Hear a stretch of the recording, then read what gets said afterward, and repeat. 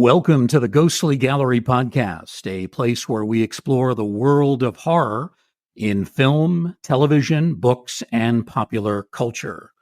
Well, greetings, everyone. My name is Bruce Markison. As always, I'm joined by co-host and producer Tracy Asteria. Tracy, how are you doing? I'm doing good. I'm bright and cheery, just like the sunshine outside today. How's everything with you, Bruce? Things are going well. Spring is coming, and so is Salem's Lot. Some news that we heard just a couple of days ago. Salem's Lot is finally going to get a release. You were the one who told me about it, and then I read some articles about it earlier today. But give us this news about when and where Salem's Lot can be seen. Oh my gosh, I am super excited. When I was kind of scrolling through some social media the other day, and there were numerous articles indicating that Salem's Lot, the new remake, is going to be released in 2024. There is no definitive date, but it's guaranteed that this year it's actually coming to HBO Max. Unfortunately, it's going straight to streaming, and we won't be able to see it on the big screen. But I am just so grateful we're going to have an opportunity to finally get to see this piece of work. Well, that is certainly good news that we get to see it in some form. There was some talk that might not be seen at all, which really would have been a disappointment. But I'm slightly disappointed that it's not going to be in theaters. I mean, this is Salem's Lot, a proven Stephen King story. It's become a franchise in and of itself with 2 successful television miniseries. I mean, why can't something like this be on the big screen, even just for a week or two? Exactly. I think it would be, I know. I think it would just be fascinating, especially if they released it in the fall, a little closer to Halloween. I think it would be, a huge game changer for, the struggling movie theaters these days, right? Absolutely. Also, I don't have HBO Max. That's a problem for me. Maybe I'll get one of those trial runs. Yes. Give it a try for 7 days or 30 days, whatever it is. And if there's enough content beyond Salem's Lot, maybe I'll keep it for a while. That's right.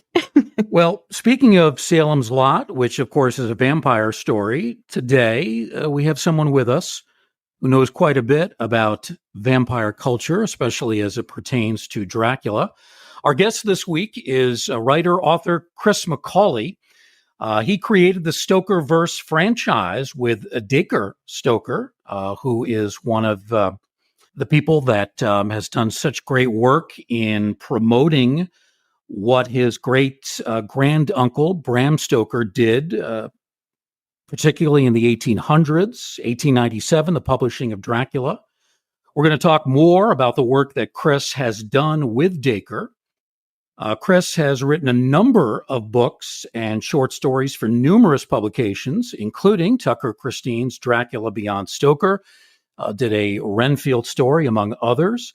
Chris has also written for video games, contributed to franchises like The Terminator and Star Trek. We'll be talking about that. Also, his newest book, Shadows by Gaslight, delves into crime stories of the 19th century, including Jack the Ripper. And later this spring, Chris is going to debut the latest issue of his comic series. It is called Dracula The Return, Cult of the White Worm. And this series, which is co-authored with Dacre Stoker, is a direct sequel to Bram Stoker's Dracula. As you can tell, Chris involved in many different projects, versatile talent. Chris, welcome to the Ghostly Gallery. Thanks for being with us. Thanks very much, Chris. I don't know how I'm going to follow that intro. Well, thank you, man. We put the pressure on right away. Chris, I read an article. It came out, only a year ago, 2023. And it said that you originally were not all that interested in Dracula and vampires. Is that true? It is true. Yeah. I kind of fell into all of this, to be honest. I was never much of a horror person. Growing up, I didn't watch a lot of horror, and I didn't read a lot of horror fiction. I certainly didn't read horror comic books. But Dracula has grown upon me, shall we say, because I started to understand the nuances in the narrative. That it isn't just a creepy old man running around graveyards attacking young, nubile women, as a lot of the films portray him. That it's a more complicated character. And indeed, the Dracula novel isn't necessarily focused on the titular character. So yeah, I wasn't initially as a kid or anything like that. I wasn't really influenced by horror. More science fiction. I was more into science fiction. I would have watched like Babylon 5 and Star Trek, and certainly Doctor Who. Doctor Who's one of my first sort of franchise loves, I think I could say. So I was coming at Dracula from a different angle, and I suppose I was a bit of a clean slate, really. So when did this interest in Dracula begin? This was not from childhood. This was more as an adult. No, I just blame Dacre Stoker. I blame Dacre for it all. Okay. What happened was I had a friend who wanted me to write a vampire comic book story for a horror anthology she was putting together. And I created this thing called Dracula, Lord of the Future. And essentially it was set, I think about 300 years in the future. A Weyland-Yutani style company digs Dracula up and chains him up and starts doing terrible experiments so that they can create wonder drugs. And in the midst of all his pain, and Dracula kind of remembers all the various conflicts he's had with humans. I was taking at that stage the Coppola version of Dracula that has him as Vlad III, from the Crusades. Then his encounters with Van Helsing. Then a supposed encounter in the Wild West, and then an encounter in World War II. And after that encounter, then he goes into an enforced rest from which he was resurrected by this company. And as he's chained up, I could hear the character's voice in my head saying, and this is one of those thoughts in the comic, that throughout the centuries he's always known violence, but never such indignity. And then he gets free, and then he goes around to a space station and kills everybody in gruesome and grotesque ways. And then he gets into a space shuttle and flies off to God knows where. Anyway, Dacre saw this, and it was beautifully illustrated by a 2000 AD artist. And he sent me an email and asked me if he could call me. And I said, of course, yeah, And he said to me, look, would you like to bring some of Bram Stoker's short stories to graphic novel format? And that interested me greatly because although I wasn't a Dracula fan, I was a fan of Bram Stoker. I am a fan of Irish literature. I think James Joyce, Bram Stoker, Brendan Behan, Oscar Wilde, all great talents.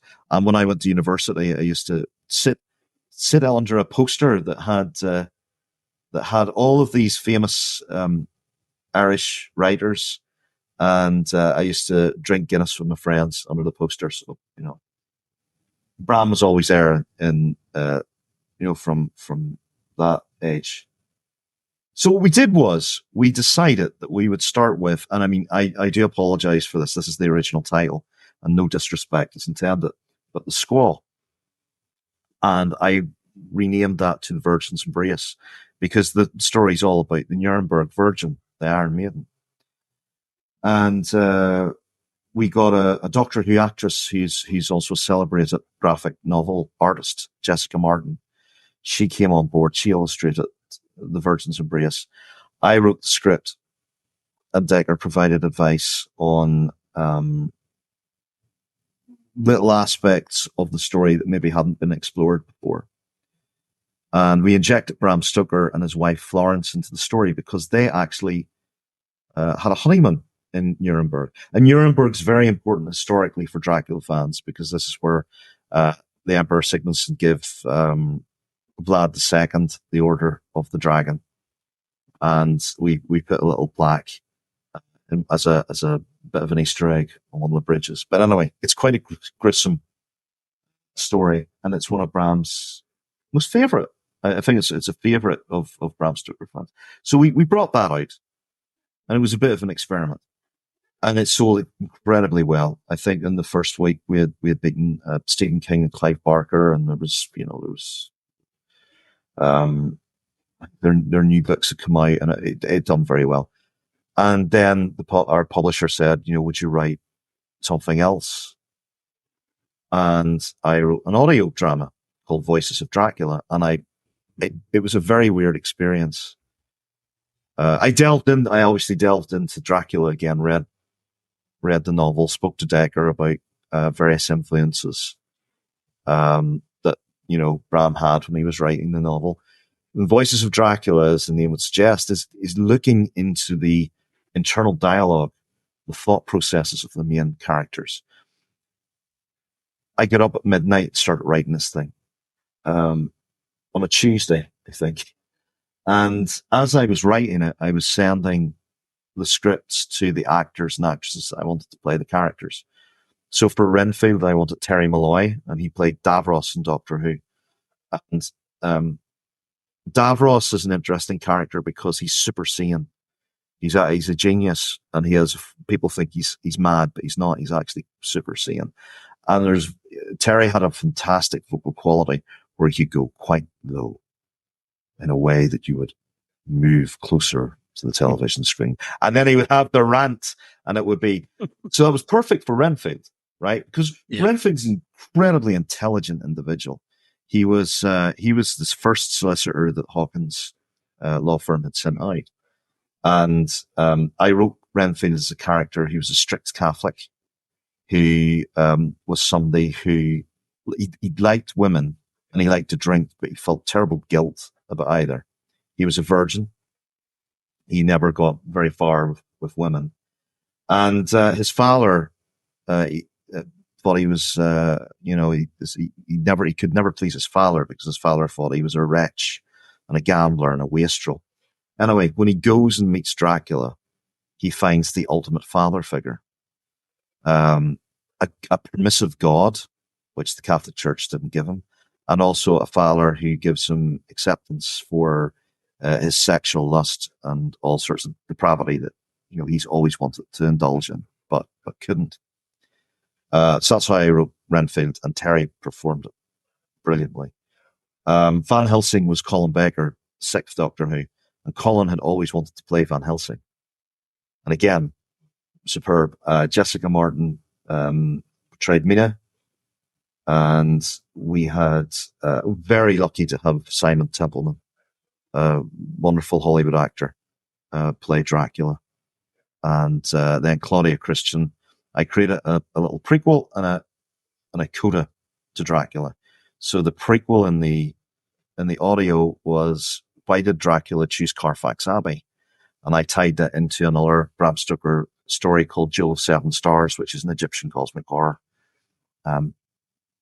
book, and a little coda which actually ties into what Dracula was really doing in Victorian London. And I'm sorry, Mr. Coppola, he wasn't coming to London for a booty call. He was coming to take over the Victorian Empire. Anyway, that went out, and again was quite successful. And it was at this stage that I said to Dacre, I think we've got something here. And he said, yeah, I think the family would be comfortable continuing on with this with you. So I came up with the name StokerVerse.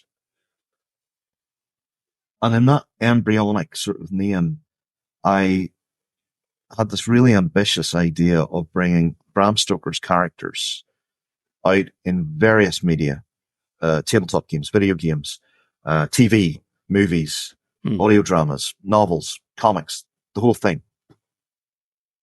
And everybody around me said, you're absolutely insane. This is never going to work. And I was like, well, it's like, who knows who Bram Stoker is? Who cares anymore? Who cares about Dracula? Who cares about any of this stuff? It's all old hat. But very, very slowly, from those first two products, it started to build. And I have to be careful what I say, because it's not that I fell in love with Dracula. What actually happened was I fell in love with the characters. I fell in love with Bram Stoker's original design. There was 105 pages ripped out of Dracula that the publisher ripped out that I have seen. Hmm. And Dacre and I have based a lot of the StokerVerse on what we term as the complete Dracula. So Dracula was not alone in the castle. Dracula had servants in the original drafts. Dracula had created a group of ape men, or Neanderthal style men servants. And there's a scene that Bram Stoker wrote, that's kind of called the Red Room scene. And it's Dracula dressed in satanic priest garb, sacrificing a young virgin on an altar while the ape creatures look on and worship Dracula.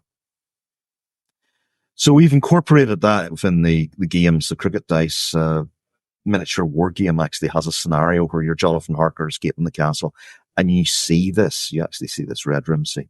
So they have little figures that are. So I started to fall in love with that, with the idea that, you know, there's a complete Dracula. There's a richer form of the story in the text that we could delve into and tie in Bram Stoker's other works with as well. So, Chris, these 105 pages that were taken out, this is good material, right? Yeah, it's fantastic. It actually it gives Dracula a more rounded character as well. He's political. Wow. Very interestingly, there's scenes where he's in London and he's talking to businessmen and politicians, and he's extolling the socialist revolutionaries because they are prepared to do what others will not to benefit their cause. It's not that he's a socialist politically, but he recognizes that, you know, the dynamism of that compared to the more staid version of British Empire politics that he sees around him. So he's quite a bombastic figure, incredibly intelligent. He's like a spider in a web. You know, he's spinning webs.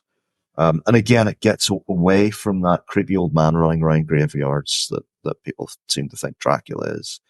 Or the "I have traveled through oceans of time to find you" nonsense.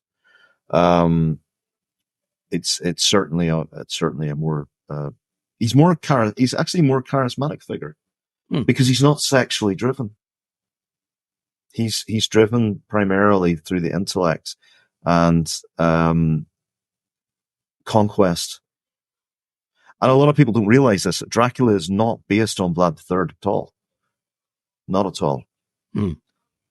He's based on an actor called Sir Henry Irving, or at least certain characteristics were. And that was an actor that Bram Stoker managed in the Lyceum Theatre. Yeah. Something that interested me an awful lot, Bruce, was the fact that Bram Stoker said that Dracula was a true story.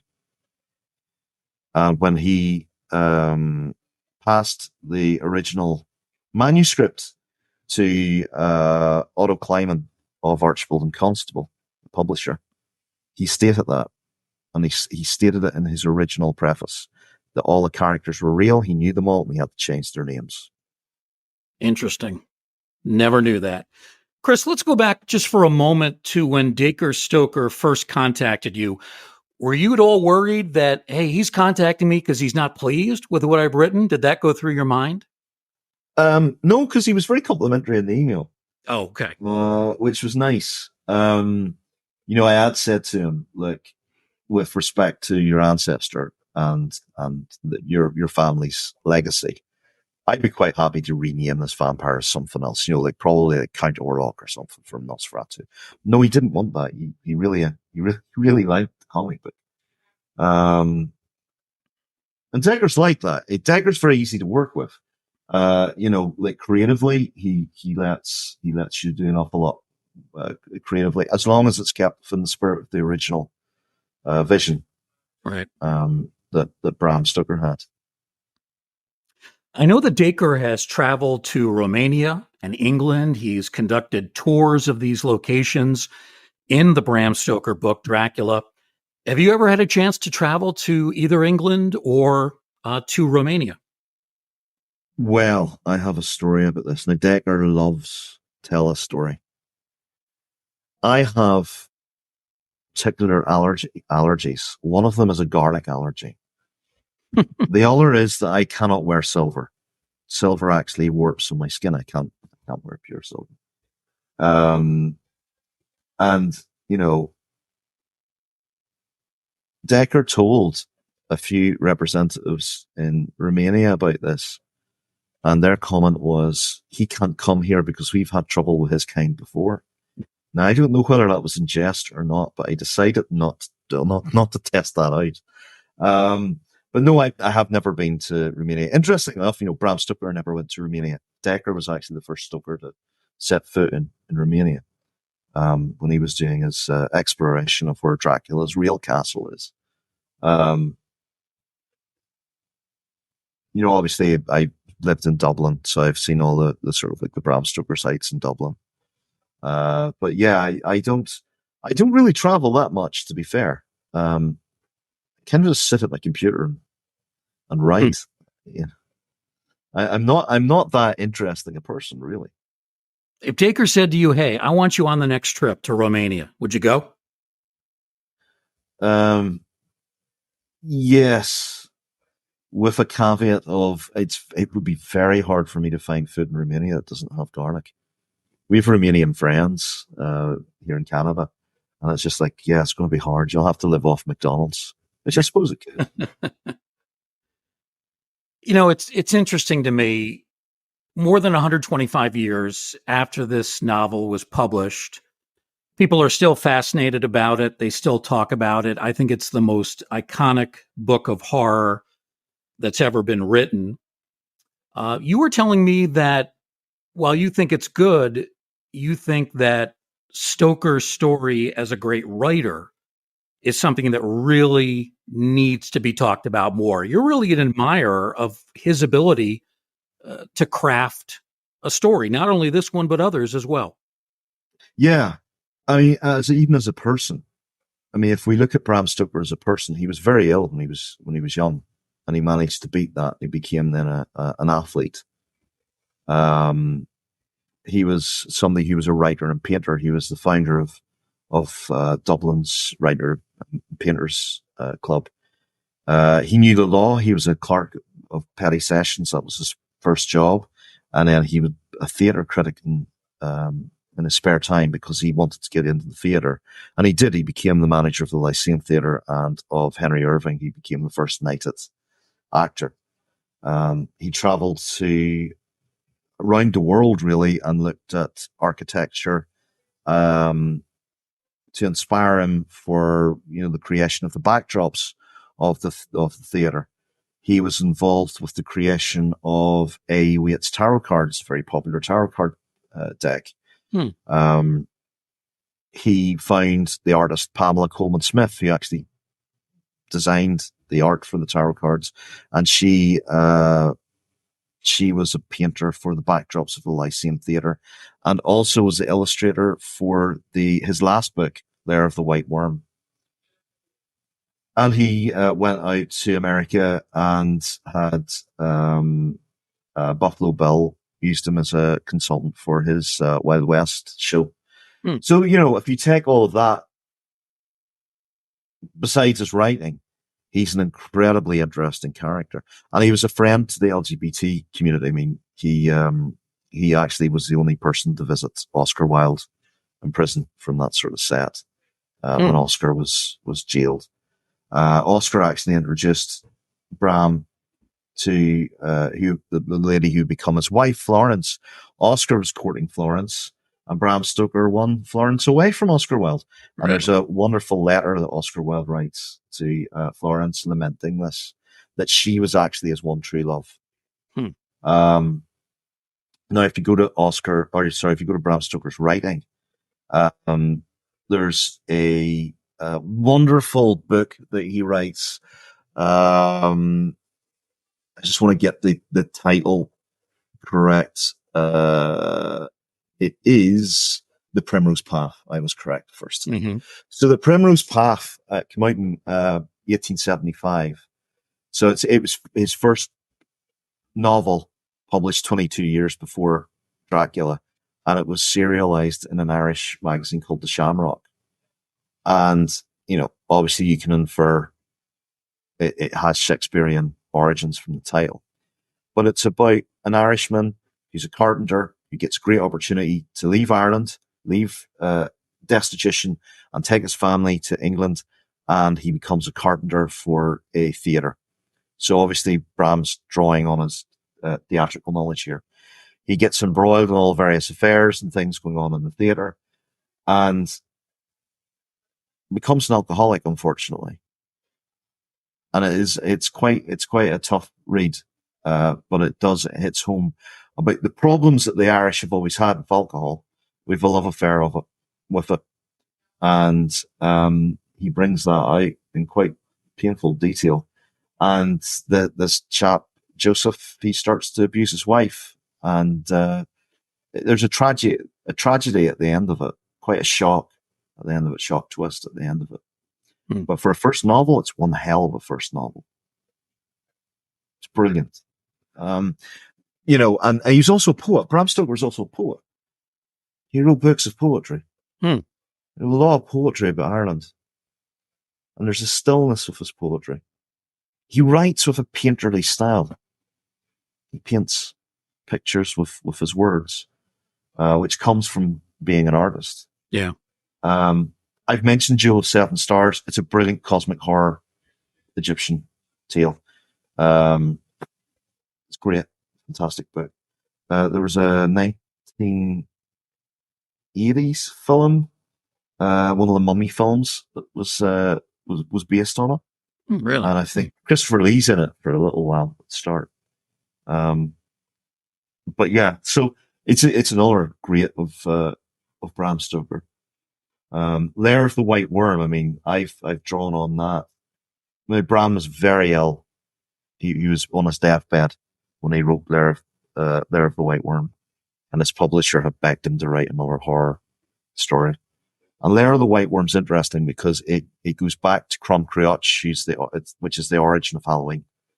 So the origin of Halloween comes from Ireland, and Crom Creoch was the great worm. And on Halloween, and this is quite grisly, but children would be sacrificed to Crom Creoch. Tomorrow's St. Patrick's Day. When they say that St. Patrick chased the snakes out of Ireland, it's nothing to do with there actually being snakes in Ireland. There never was. What he was doing was he was chasing away the cult of Crom Creoch, the white worm. Our guest is Chris McAuley, writer, author, historian of Bram Stoker. I want to talk next, Chris, about this comic book series of yours. The next installment is coming out in the spring. Dracula, The Return, Cult of the White Worm. You and Dacre Stoker have already produced the first in this series. This will be the second. Give us an overview on what this comic book series encompasses. Well, it's set directly after Dracula, the first couple of pages, beautifully illustrated by Chris Geary and colored by Matt Soff. It's set as the band of heroes are ready to dispatch Dracula. And as they do so, and there's an interesting line in the novel Dracula, where it states that a aspect of peace forms on Dracula's face as he's been stabbed in the heart, and his throat's been cut with a Bowie knife. Now, how do you bring Dracula back from that? Well, notice that he's stabbed through the chest with a knife, and he's not staked through the heart with a wooden stake, and his head isn't cut off, and his body isn't immolated. So of course he can come back, right? Mm-hmm. So what we decided, we looked at some of the notes that Bram had, and especially the Red Room scene. Who is Dracula sacrificing to? So we started thinking about how we could incorporate other aspects of Bram's work in. And what we decided upon is looking at, I suppose, a kind of a Lovecraftian aspect. So what happens is Dracula then descends to the underworld and meets his masters, and they are not very happy with him. But he begs to be resurrected, to seek revenge, and they grant him this. And the story sort of continues from there. But the idea is that the white worm is a larvae of these interdimensional gods. And it's kind of one of the oldest creatures on this earth. And that vampirism, came from the white worm. If you read, Lair of the White Worm, you'll see little aspects of that in there. But yeah, so we move on then in issue 2, and Dracula's enacting his revenge. We bring in a fourth bride, which Bram wrote about, but was not in the novel, in some very horrific scenes. And issue 2, we have little side strips as well. So we have a main strip and then 2 side strips. And 2 side strips sort of bulk out a little bit of the StokerVerse universe. So in issue 2, we've got a form of Sherlock Holmes. So essentially, what would have happened if Sherlock Holmes, if the case of the Sussex vampire had actually been a real vampire, and Sherlock Holmes would have started to believe in the occult. We've got a version of Jekyll and Hyde in there, and we've got a version of Frankenstein's creature in there as well, and a version of the creature from the Black Lagoon, as side stories. One of the big things that we have done, in one of the side strips, we reveal who Dracula really was, Sir Henry Irving, and we have a story about Bram Stoker and Henry Irving playing Faust, and how that influences Bram Stoker. Sign me up. I love all this. Frankenstein, Creature from the Black Lagoon. You've mixed in Lair of the White Worm. This is fantastic. Well, we try and do it in such a way, like, really the stuff we've taken, for example, Sherlock Holmes, and everybody's probably listening to this and saying, well, what the hell has Sherlock Holmes got to do with Bram Stoker? Well, Arthur Conan Doyle and Bram Stoker were best friends. And what we try and do is we try and write Sherlock Holmes in the way that Bram Stoker may have written Sherlock Holmes. So we try and do it that way. The same with all of the characters. For example, Frankenstein's creature is now an artist in the East End of London. He was befriended by a female artist, and whenever she was teaching him to paint, he only painted with one color. And she slowly taught him that there were a myriad of colors in the world. She gets knocked down by a carriage, and he goes to paint again, and he paints the canvas blue, and then he stops himself and then starts to paint with other colors.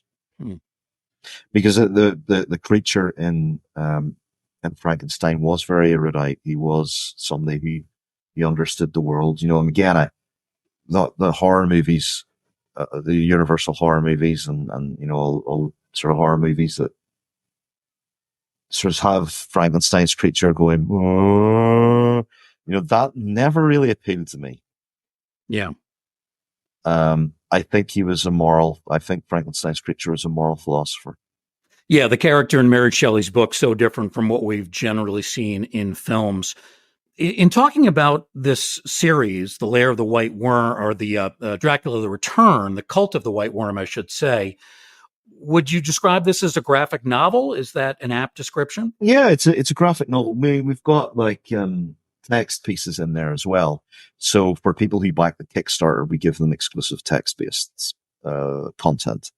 Because I think that's really important. If people are backing you at that level at the start, and they're investing in your work, you want to give them as much as you can. I mean, we've been very lucky. Issue 1 became a bestseller on Drive-Thru Comics, and has done very well. And it's got a lot of really good reviews. I was actually a bit worried about it because there's a lot of ideas in there. Yeah. And Dracula purists may say, well, we just, we want Dracula all over again. And I don't really want to give Dracula all over again. There is a project that Dacre and I are looking at where will be the complete Dracula from A to Z with all of Bram's notes and characters in there, and in a graphic novel context. That's a project we're looking at doing. But I want to kind of push on the Dracula story and the Dracula mythos. And not just that, as I keep saying, build this wider horror universe out, using Dracula as the central focus at the moment. Chris, how long each of these two books? The special editions are 60 pages each. The general editions are 24. And you can get through them pretty quickly? Yeah. I would say, like, I mean, the one of the great things about the artists, especially David Hitchcock, is that he puts, I'll get him to put little occult references in the artwork so that when people look at it 2 or 3 times, they keep seeing different things. And I've little hidden symbols in the artwork. I did it as well with the Voices of Dracula CD cover. So if you look at that, you'll see various symbols of secret societies in there. Oh my gosh, I'm going to tell you, I'm in such awe with this conversation. I'm just sitting here. I'm learning so much. You're absolutely fascinating. And the information that you've been telling us, it's incredible. So I really appreciate that. And you are living in Canada at this time. So I have a couple of questions for you. Do you find living in Canada rather than the United States has any impact on getting any of your works published or having your works recognized? And do you feel that there's any difference between the United States and Canada for something like that? I find absolutely no difference. I've been published by US publishing firms, UK publishing firms, European publishing firms. Have I been published by a Canadian firm? I'm sure I have at some point. I don't even think, to be honest, I don't even think about where the publishers originate from. If they're kind enough to allow me some space in their anthologies or my own books or whatever, I'm very grateful for that. I don't think there's nowadays there's not too many barriers to being published. Yeah, and it's something I struggle with as well. I struggle with, I have friends of mine who self-publish, and I don't think I would go down that route. I think I need somebody to do the checks and balances. I'm never sure that my stuff is good. I always need a well-experienced pair of eyes to say, yeah, this is on the money. This works. I think that's valuable, very valuable in the publishing industry. Oh my gosh. It sounds like you have a really good network of people that you connect with. Do you have any advice for new writers looking to break into this business? Be obsessional of getting better every day. Read the classics. Don't read crap. If you want to be a good writer, be a good reader. Yeah. And I mean, look, I'm not saying that, you should go always read Tolstoy or Dostoevsky, but you should read Tolstoy. Absolutely read Tolstoy. You should read Kafka. But, if you're into I'm starting a new project, which is a cyberpunk project. I would read William Gibson for cyberpunk.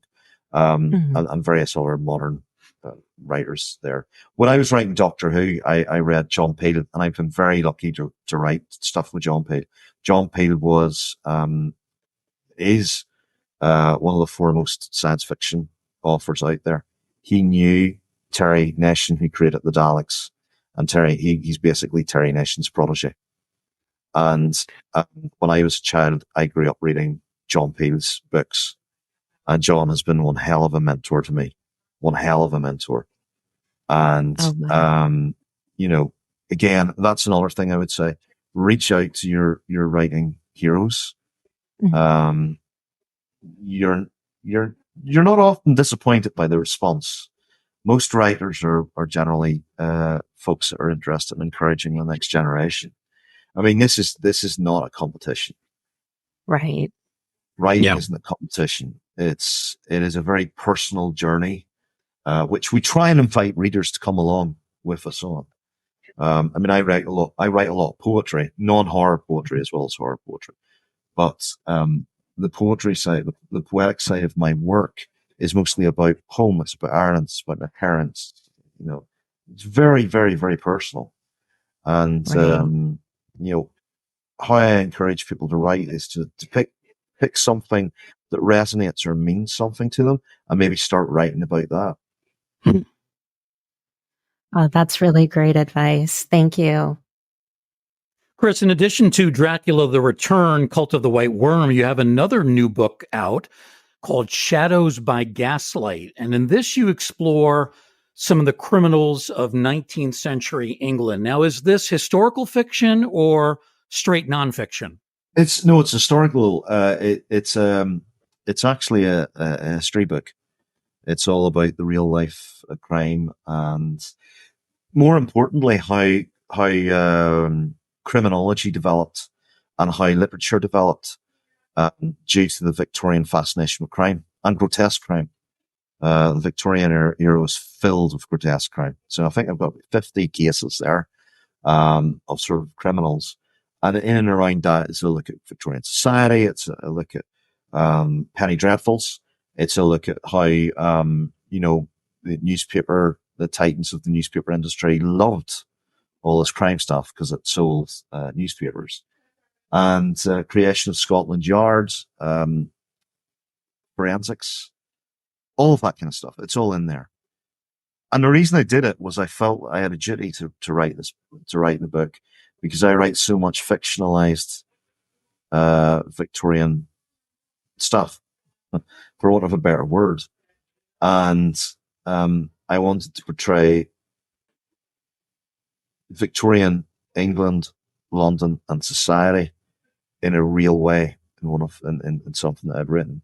And I was very lucky because it's becoming a television series now. It's a 6-part television series that is in production. So, that's a very exciting project for me, to be honest. And the book is available now, right? I think it's out now. Yeah, it's out now. It's out now in a couple of days. So whenever you broadcast this, it should be out. I think it's out in ebook first, and then it comes out in paperback and hardback. Let's talk more about the TV miniseries. Do you know when that's going to debut? Absolutely no idea. Signed the contract and deal before Christmas, and have been in a couple of production meetings, and it's going along very well. It's kind of a mixture, from what I know and from what I think I'm allowed to say. It's going to be a mixture of like narration and drama, or enacted drama. This would be the first television series from an original work by me being produced. So I'm learning as I'm going along in all of this. I have a very good agent called Sam Butler, and he guides me through all this kind of stuff. Will you be on set for this?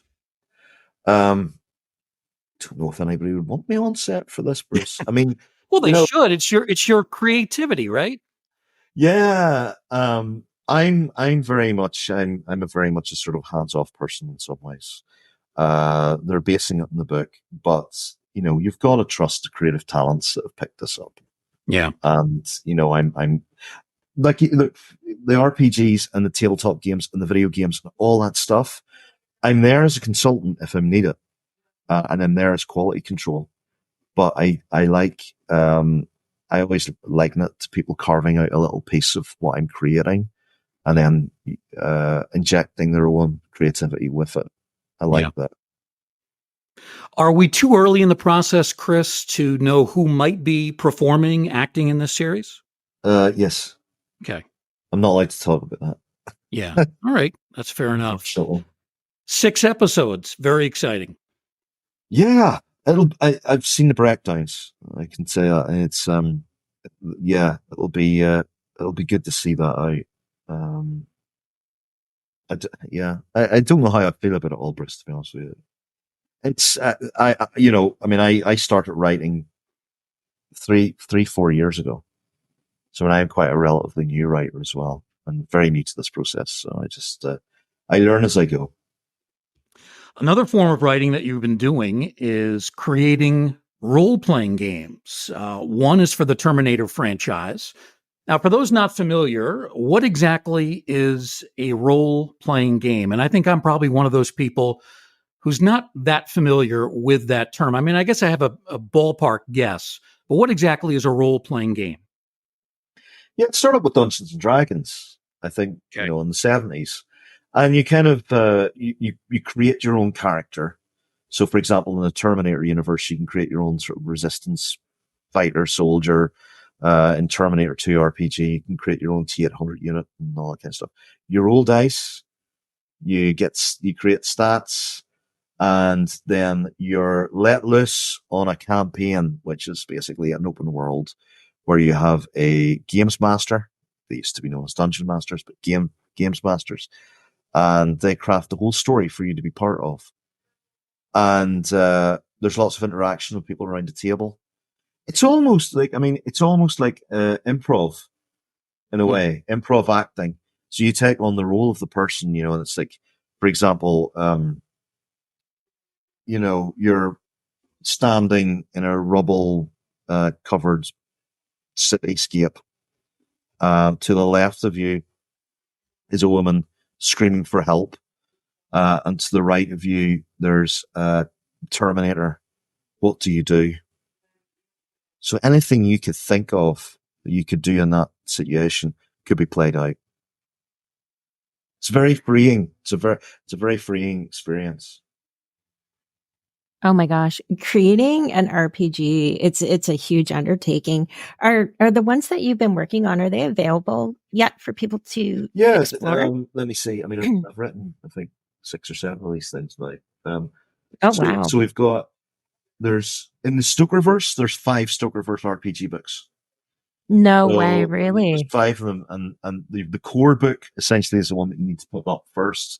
There's also a quick start, which allows you to play as the characters from the Dracula novel.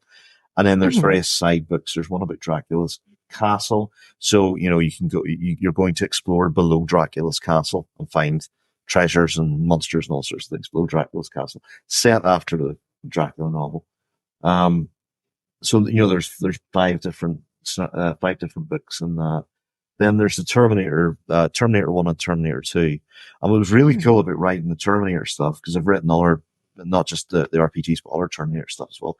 Everything I've written is now canon in Terminator franchise.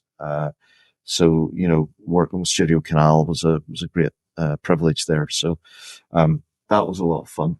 And then I've written Three Musketeers versus Cthulhu, which is an RPG that came from a short story and a comic book series I wrote with Claudia Christian. That's out now. And then a couple of fantasy RPGs from Gold Mountain Games. And they're all set sort of on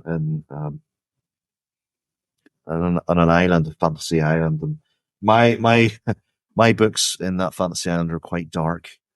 There was even a Christmas RPG I wrote where you had to face off against Krampus. Really? Wow. Yeah, it was a Nordic RPG, so it was like, I think I found 15 different Nordic monsters that relate to Yuletide, and then the big bad was Krampus. Oh, how fun. Oh my gosh. So now, are these RPGs, are these kind of like tabletop games where you're playing in person, or are they also available on like platforms such as Steam or any other online platforms for gamers? Yeah, these ones are tabletop. Okay. There may, I don't know if I can tell you, there may be a move for some of my products to be moving to electronic format soon. Oh, wow. Okay. Now, do you guys do anything like Kickstarter programs to help with funding for any of your games? Yeah, Musketeers versus Cthulhu, incredibly raised 75k USD inside of 2 weeks. We didn't need that, but that always helps because it means we can put extras into the book and we can have different things in there. I mean, Kickstarter now is a fantastic way to see if your product is of interest. It's also, a form, and Kickstarter don't like to say this, but it is a form of pre-order. Right. So, it's a good way of getting your first series of comic books or RPGs out there to people who want them. In the publishing world, there's something called sale or return, which is a dreaded term. And some bookstores do this where you have to sell your products within a certain amount of time, or they get returned to you. And that can be very hard for publishers. We do our comics as Kickstarters. Well, we do the Dracula, The Return, Cult of the White Worm as Kickstarters. And again, very successful. Dark Legacies with Claudia and the Dark Legacies guys, their Kickstarters, again, successful. So it can prove as well, Kickstarter's quite good because it can prove that your work has commercial worth quite quickly. Is there do you have a website where you would have like some of these listed and maybe any potential Kickstarters that you might start in the near future? Do you have like a place where, people can go look for that information? Yeah, I mean, if you want to see the StokerVerse stuff, it's www.StokerVerse.com. And if you want to see my other stuff, it's www.dark-universes.com. Because I also write fantasy with Claudia as well. We've written a couple of fantasy stories and all sorts. When it comes to Kickstarters, if they're quite public, so they're always out there. So you'll always find out about them. Okay. Oh, that's amazing. Thank you. I'm kind of fascinated with that kind of thing. So that's really great information. Chris, have you also done a game with Star Trek? It's not a game. This is a very interesting story. So I've worked with Walter Koenig. He's Chekhov from the original series. He's in Dark Legacies with Claudia and myself. We've created a character with him for the comic book, and he contacted me and he said, you should do Star Trek. And I said I don't have a clue how I would do it. And what happened was he gave me lots of information about how his character was created, and it started with I wrote a short story that was set between Ralph Khan and Search for Spock, starring Chekhov, and it was focused on Chekhov, how Chekhov felt when Spock died, all that kind of stuff. So I got insider information from Walter, and then it's kind of moved on from there now to that Paramount like that story. So I've been doing more in Star Trek universe stuff I can't actually talk about at the minute. Yeah, but some stuff that's moving toward that will be more TV based in that respect. But it's been great working with Walter. I've worked with William Shatner before on a comic book called Man of War, and working with Bill was another great experience. He's a lovely man. He's still going, more than 90 years old. He's one of these living legends. I mean, you've seen him in The Twilight Zone and Star Trek. You've seen him in comedies, TV, movies. Still going strong. Amazing. Bill believes he's got a contract with God. That he's never, as long as he's got his calendar full, he's not going to die. Yeah. Tell us about working with actress Claudia Christian. How did you meet her? Well, we became friends 5-6 years ago now, and it was through her advocacy work in C3 Foundation, which strives to help addicts.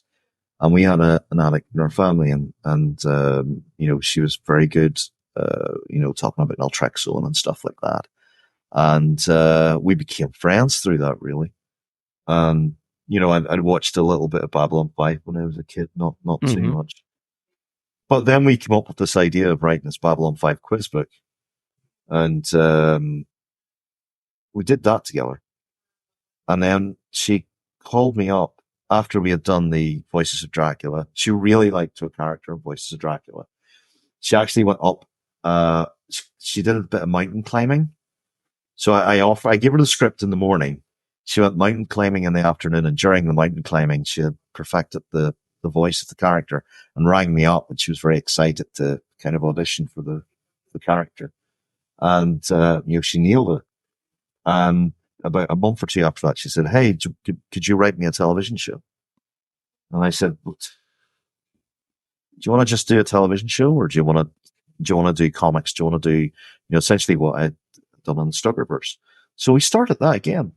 We've got our comics, we've got our tabletop game coming out in the next couple of months. We have a video game coming out next year. We have, always have to be very careful what to say, but Bruce Boxleitner has talked about this. So I suppose I can. We've television things in the works. Bruce and Claudia did Dark Legacies convention in London, and Bruce just proudly sat there at the panel and said, "We're going to TV." Hmm. So if he can say it, I'm sure I can say it. But he's another lovely man, a living legend. You know, Tron himself. You know, he is a living legend. Yeah. And he got me into writing westerns. I've written a couple of westerns. There's one has become an audio drama that came out last month. And yeah, he's a great encourager. Peter Jurczyk as well, another great encourager. You know, we have the entire cast of Babylon 5 and Dark Legacies. Yeah. Essentially. I've seen some of the videos that Claudia Christian has done about her struggles with alcohol. Very inspiring. She really turned her life around and now wants to make sure to help others. Really admirable. Yeah, I mean, it's the toughest struggle that you can ever face if you're an addict, if you've got that sort of, you know, I mean, Claudia's talked to me about it. And to really struggle against something that's not just psychologically habitual, but something your body relies on to look for a better future. And she mans the phone lines personally. She mans the emails personally. She's a qualified counselor, addiction counselor. Yeah. I mean, what she's doing, saving lives. Like, you see, take all this other stuff aside, all the Dark Legacy stuff and the Dracula stuff and the StokerVerse stuff. There is nothing more important than you could be doing with your life than what she's doing right now. If her work saves one person's life, that's it. It's incredible, and it's saved God knows how many thousands of people's lives. And that has been a struggle for her as well, because, you know, naltrexone was not readily available in the UK. And for a lot of people, AA and 12-step programs don't work for one reason or another. It's not that they're bad. It's just that, you know, there needs to be a lot of other options for folks. And naltrexone's certainly one that seems to work. I have just a really quick question. When you were talking about the audio dramas that you have written, is there a place where people can go find those? Yeah, they're on Audible.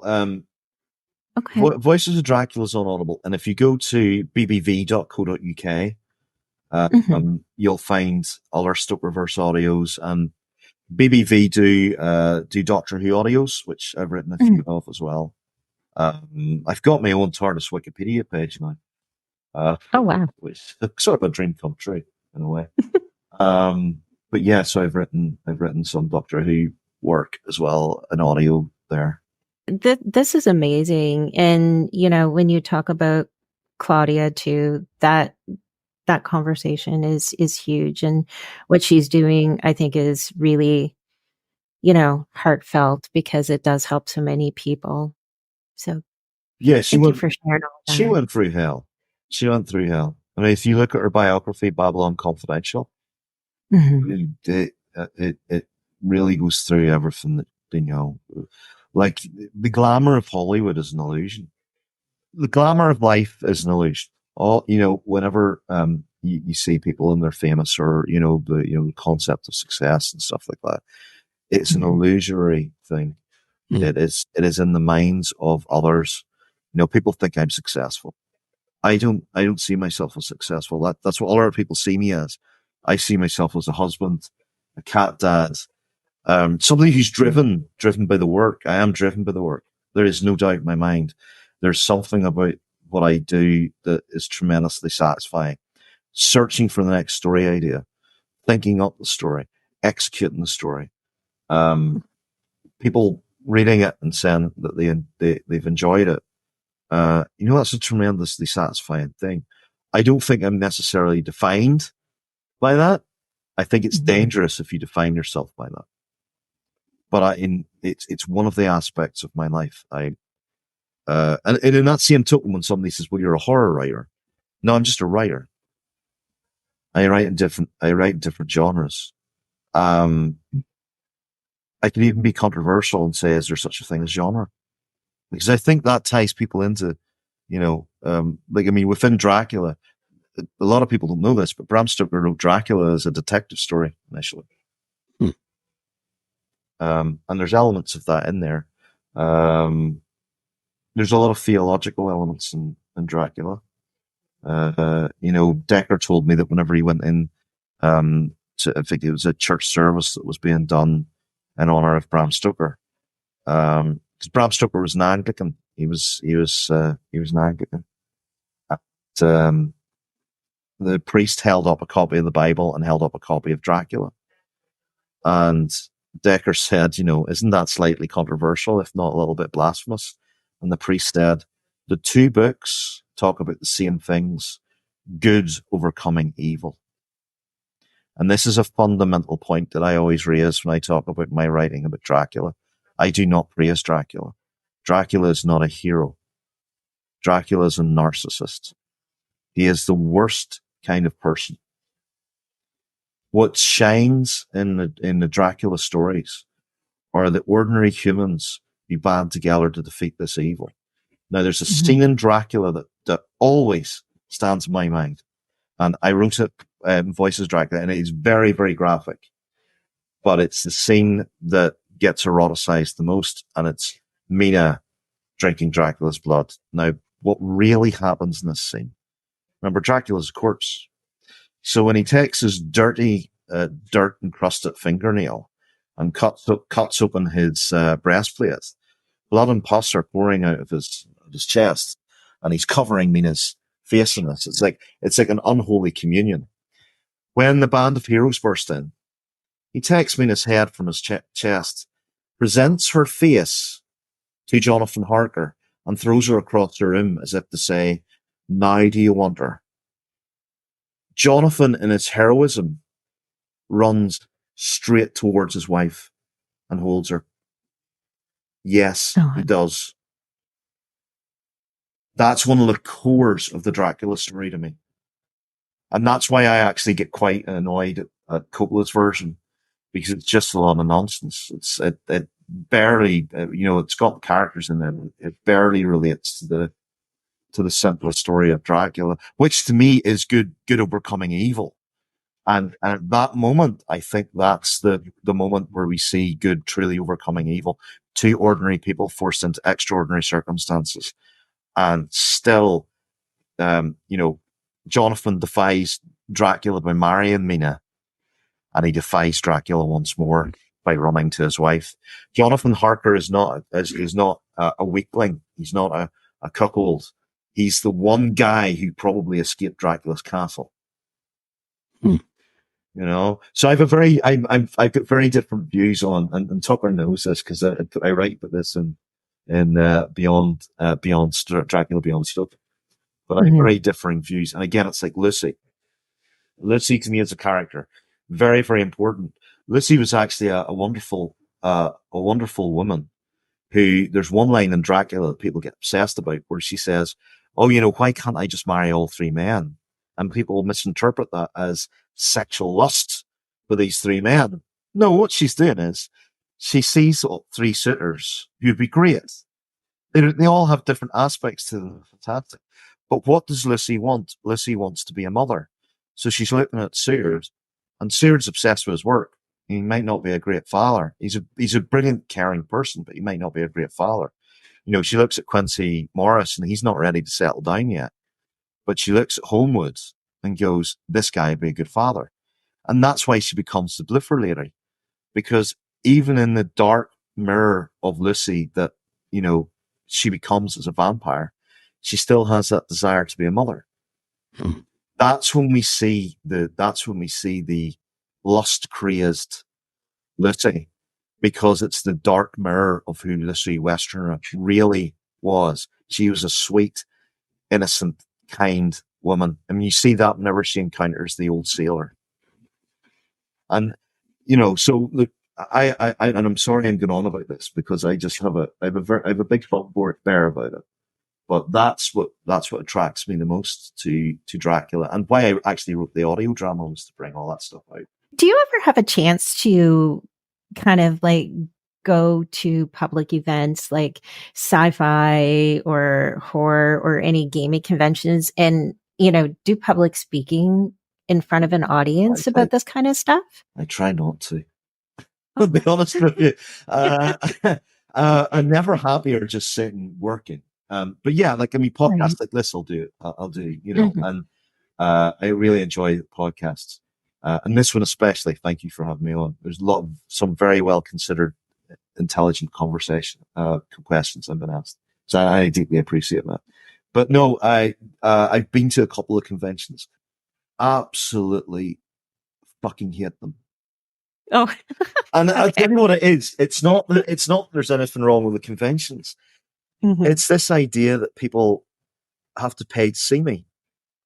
I don't like that. Okay. I don't like that. I do public speaking. Like, I go to various clubs and venues and I get invited and I go and I'll do it. I mean, like the Norwegian club in Edmonton, for example, have me on quite regularly and we talk about writing or things like that. I donate time every month. And help hold writers' workshops. I think that's where my time really needs to be spent. Helping that, doing that. But I've been to the comic book conventions and there's nothing comic book about them. They're all about the actors and the movies and the TV shows. And here I am, the person that's, trying to write comic books. And yeah, nobody particularly seems to care. But that's what comic cons have become. They're comic cons in name only. So I don't generally go to those. Sci-fi events, I've been to a couple and they've been great.